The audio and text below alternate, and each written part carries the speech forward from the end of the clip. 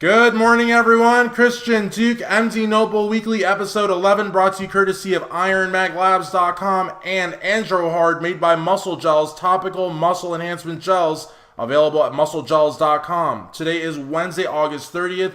We have a very big show. Let's jump right into the action. First and foremost, Jason Genova has been dropped by Blackstone Labs. Apparently, the outrageous comments, the offensive antisocial behavior reached a boiling point. CEO and President PJ Braun had had enough and got rid of Genova. That means no more money, no more supplements, no more athlete development, no more promotion, and no more trip to the Mr. Olympia.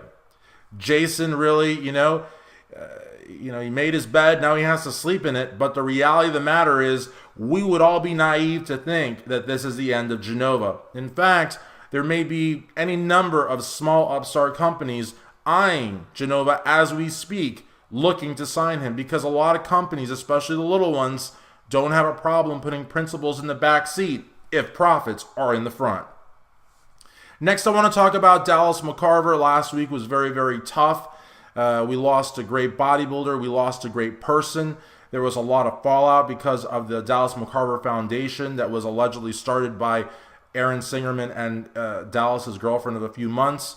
Nick Trigili got onto Facebook, really lambasted Aaron, said that there was already a foundation. It was started by Dallas's mom through the St. Jude's Foundation. He wasn't aware why Aaron's partner Eduardo, or his chief of staff, I should say, and the girlfriend were involved in this foundation and not Dallas's parents or Dallas's family. He took some issues with that. He took some issues with the fact that $150,000 was being asked for. He also took an issue with the fact that there were t-shirts. The t-shirts had a discount code. He didn't understand that. Aaron made an explanation video that I didn't think was actually the best thing that he could have done. But, because he had all his Redcon supplements on the desk there, which was kind of strange.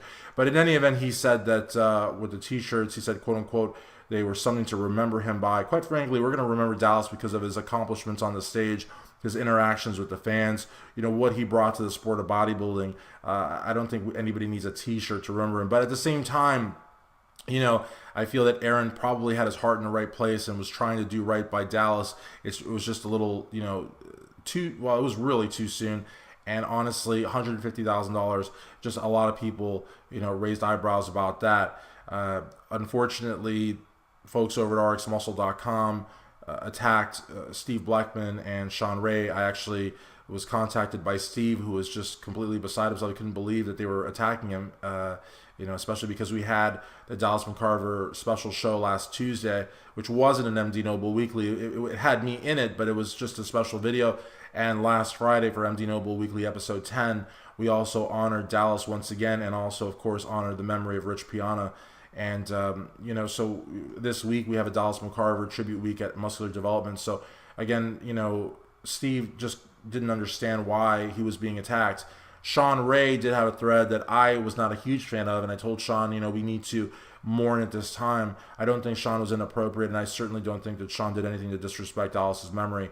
The thing is that Sean is still not comfortable accepting, in my opinion, what happened in Australia, and I side with him on that very much so. I never bought the whole respiratory infection, bronchitis thing, and even when I urged Dallas and co. to show the prescriptions, and they showed them 24 hours later to social media, even Dave Palumbo mentioned my concerns on a live show with Dallas, I still wasn't convinced. You know what I mean? It was very, very bizarre. But like I said on the special show last Tuesday, and like I reiterated on MD Noble Weekly episode 10, and I'm reiterating here on episode 11, I will not engage in conspiracy theories, and I certainly will not throw any prep coaches under the bus or anything to that nature, because to me, what's most important is remembering Dallas and honoring his memory. However, what happens with the foundation and what happens afterwards is fair game in my book, and something that I would be remiss if I didn't cover on MD Noble Weekly. Now, I'd like to move over to vultures, and vultures, scavengers, those birds that fly over in a circle. That is what we are seeing now, unfortunately, with the passing of our great, great friend, Rich Piana. There are no shortage of companies. In fact, one emailed me and offered me to participate in a t-shirt sale program and they would cut me in for the profits. And I can't tell you what I said here because I don't like to curse on my show, but there are at least 6 different designs from 6 different companies right now selling Rich Piana t-shirts. Please, folks, do not buy these t-shirts. I don't care if you like the designs or like what they say. Please don't buy them. They have nothing to do with Rich Piana, nothing to do with Chanel, nothing to do with Team 5%. They're vultures. They're scumbags. I'll say scumbags that are basically coming to profit off of our misery, especially Rich Piana's family, Chanel and her family, the 5%ers and their family's misery. These people are scum of the earth.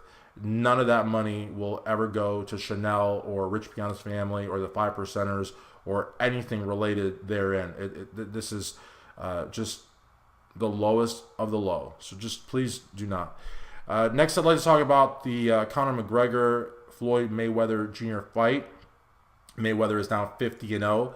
And I got to say, it was a good fight. It was a good fight. I mean, in 10 rounds, I thought, there were people that thought it would be like a Tyson Spinks fight where, like, you go to the bathroom, come back, it was over.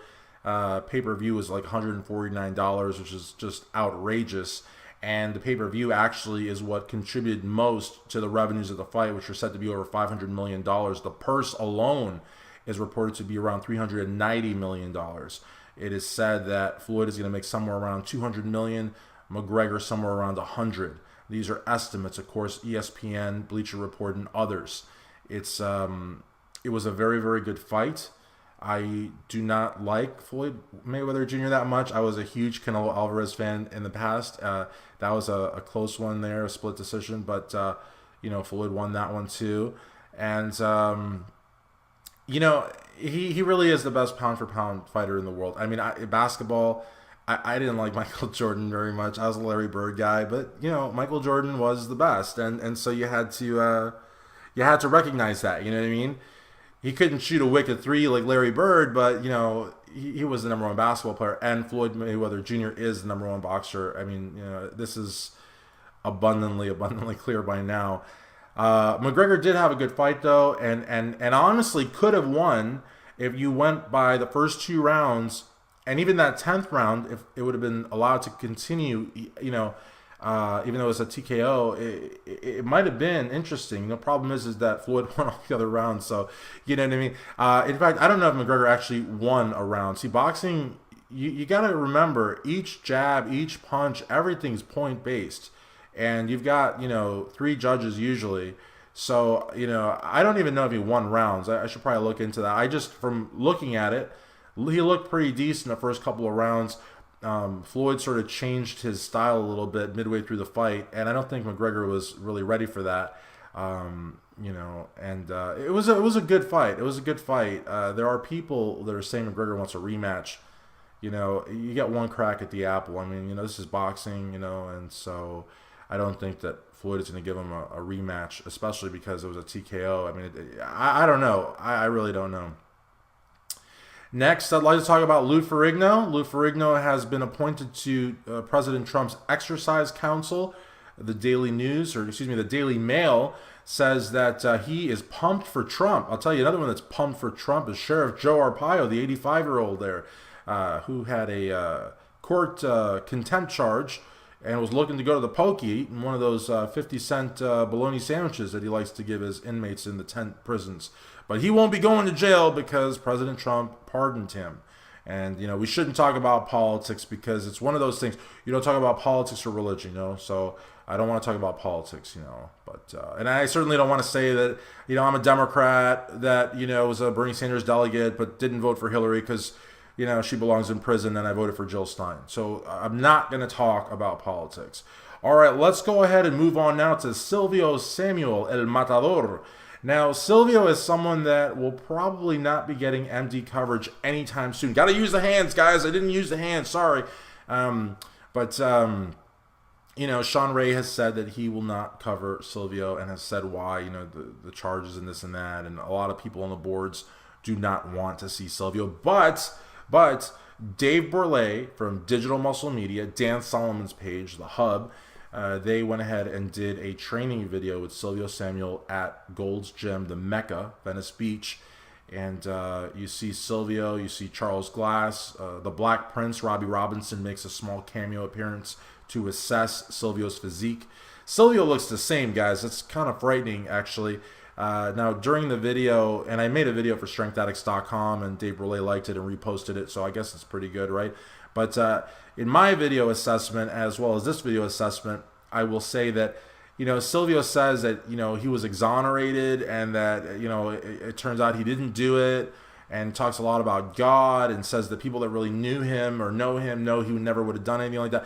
I personally, like I said on my video, I'll say here, I hope that, whatever he's saying is accurate, because in this day and age, anything can be refuted if it's not.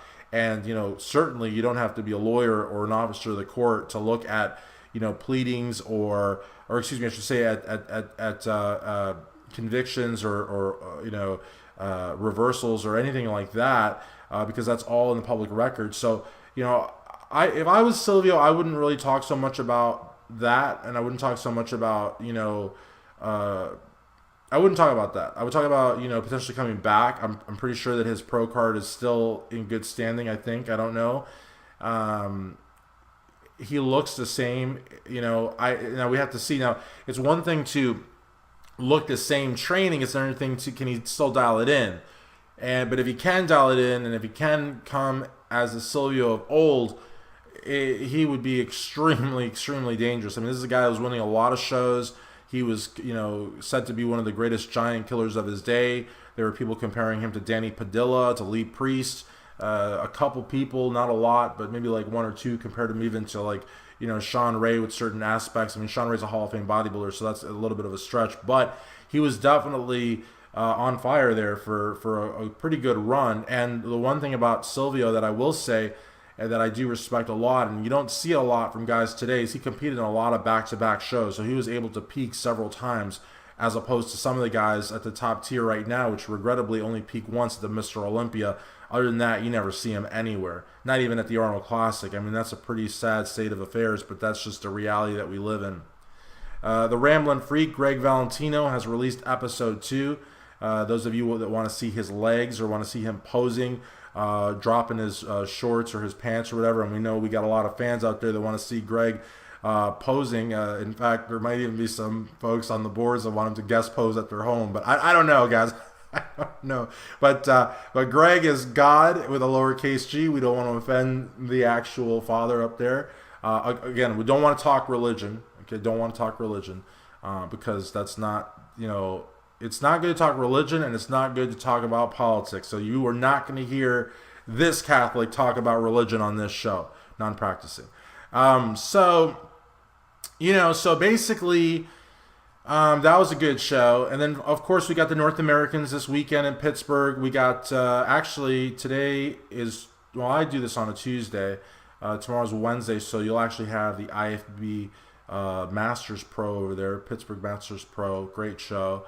And then there's North Americans, and it's a 4-day event. It's going to be completely crazy. I was supposed to go, and, I love Gary. I mean, Gary Udit is like, also God with a lowercase g. But unfortunately, I have other commitments, and I can't. But North Americans, over 1,200 athletes, the best of Canada, the United States, Mexico, all coming to Pittsburgh. It's going to be crazy. You know what I'm saying? Well, in any event, guys, thank you so much for tuning in. Make sure to tune in next Wednesday at Muscular Development for MD Noble Weekly, brought to you courtesy of Iron Mag Labs.